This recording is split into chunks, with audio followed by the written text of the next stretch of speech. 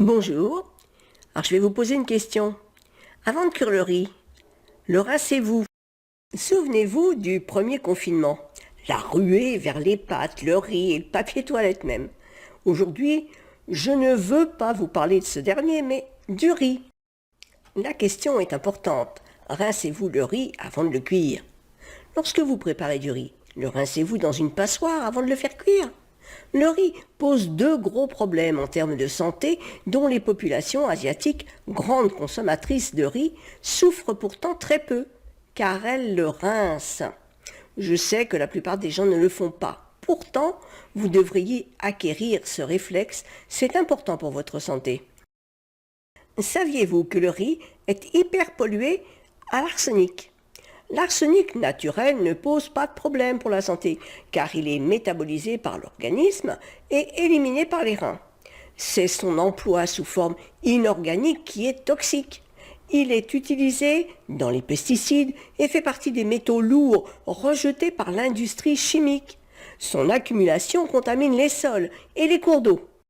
Cet arsenic-là, inorganique, pose des problèmes de santé très bien documentés d'ailleurs. À faible dose, il provoque chez l'adulte des problèmes de pigmentation de la peau, des lésions du foie et des complications vasculaires. À forte dose, c'est un cancérogène avéré à l'origine de cancers de la peau, de la vessie et du poumon. Il peut nuire au développement du cerveau des enfants, l'exposition à l'arsenic au cours de l'enfance étant associée à des troubles du comportement. Or, la culture du riz, très gourmande en eau, est la plante alimentaire qui concentre le mieux cet arsenic toxique. Ce n'est pas une surprise de retrouver des quantités alarmantes d'arsenic dans le riz blanc et même complet.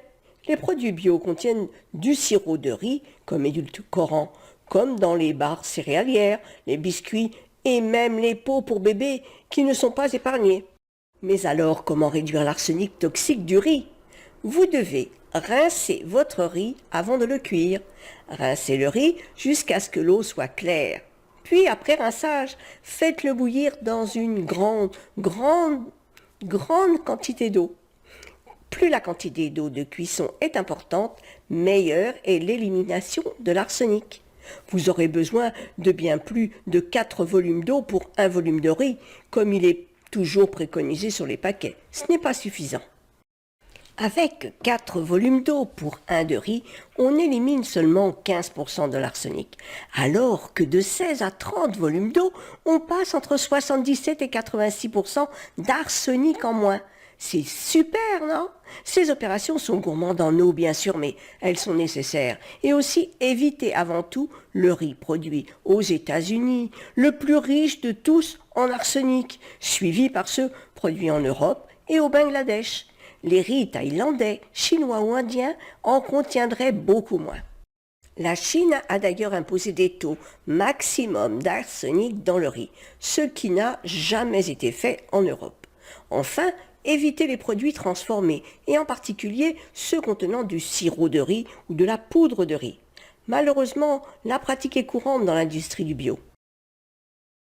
Et pourquoi pas le riz noir? Essayez le riz noir, il a un goût plus marqué que le riz blanc, il est vraiment très goûteux. Les Chinois appelaient autrefois ce riz le riz interdit, car sa culture, à faible rendement, était réservée à l'empereur. Ses qualités nutritives sont les meilleures de la famille des riz. Il est à la fois très riche en nutriments, vitamines B et E, calcium, etc. et surtout pauvre en glucides. Ses principaux bienfaits pour la santé tiennent à sa couleur. Mais riz noir ou blanc, je vous conseille de le rincer avant de le cuire dans une très grande quantité d'eau. Et je vous souhaite un très bon appétit. À très vite dans une prochaine vidéo.